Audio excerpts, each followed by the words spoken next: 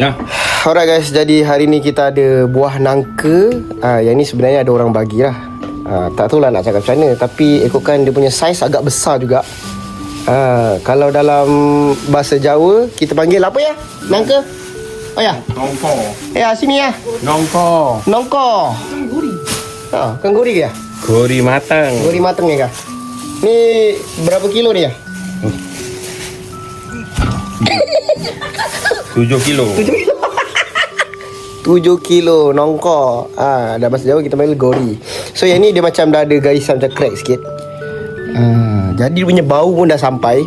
Kalau ikutkan dapat hari apa hari tu rasa dah berapa hari ni ada dalam 3 ke 4 hari kot.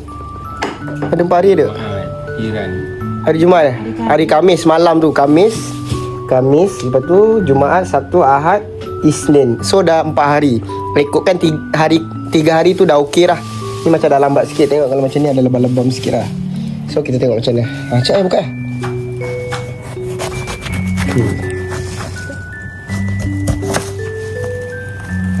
Mantap.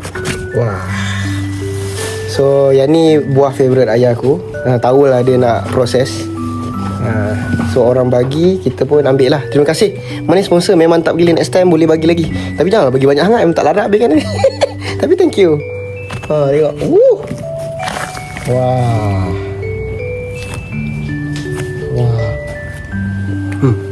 Manis dah? Mantap. Macam mana? Tarik je.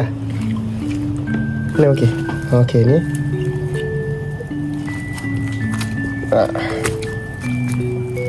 Ya. Susah ya.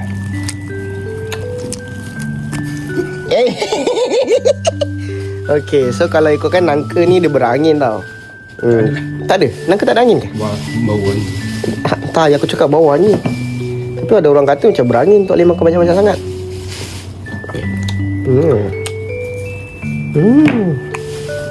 Bismillah. Jap.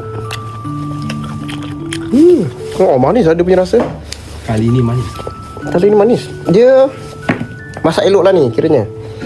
Dia kalau ni bukan madu kan? Ni bukan madu kan? Ni apa ya? Nangka apa? Tualang. Tak, yang aku cakap ni tualang.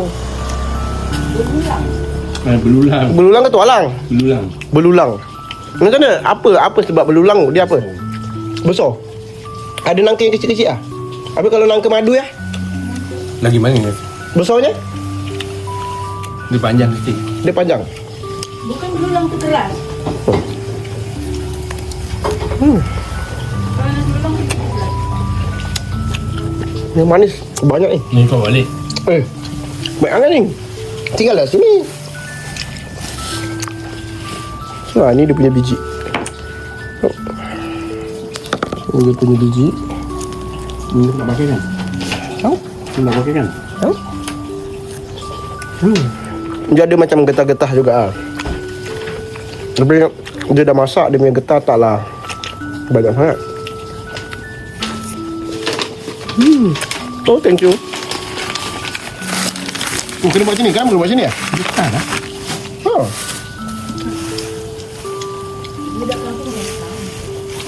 Oh ni. Ni kita belah lagi. Kan tadi dah belah 2 kan. Tengok besar tak? Besar lah. Sejengkal juga.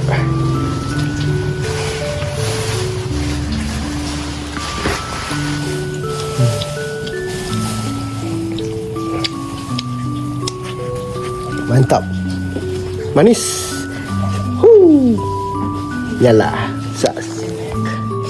Alright guys, so dia tangan macam bergetah tau.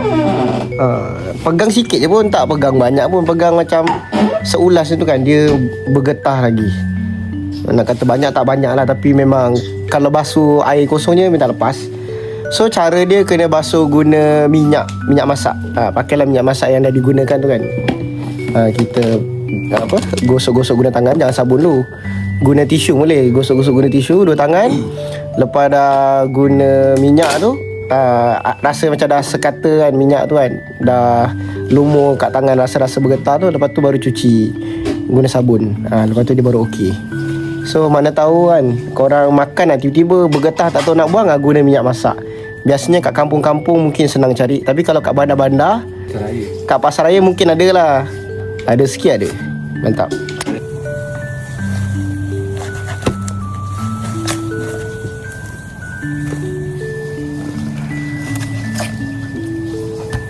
Kalau nak tahan lama, ini jangan buang dulu. Oh, jangan buang dulu. Oh, dia lagi, ini kalau dah buka ni boleh tahan berapa lama ya? Seminggu dah peti ais. Seminggu dah peti ais. Terus masuk peti ais ni, dah putus-putus terus masuk peti ais lah. Terpaksa lah. Kalau letak luar je berapa lama boleh tahan? 3 hari. Oh. Oh, ni kalau nak makan baru kopi lah. Tu ayam kopi? Bos. Hah? Ada yang buruk. Oh, ada yang buruk. Buruk dalam bahasa Jawa kita panggil bosok. Dekat lain tu buruk lah. Oh, itu dah termasuk angin lah. Wah, besar guys. Ini baru ini. Ini ada lagi satu. Ses.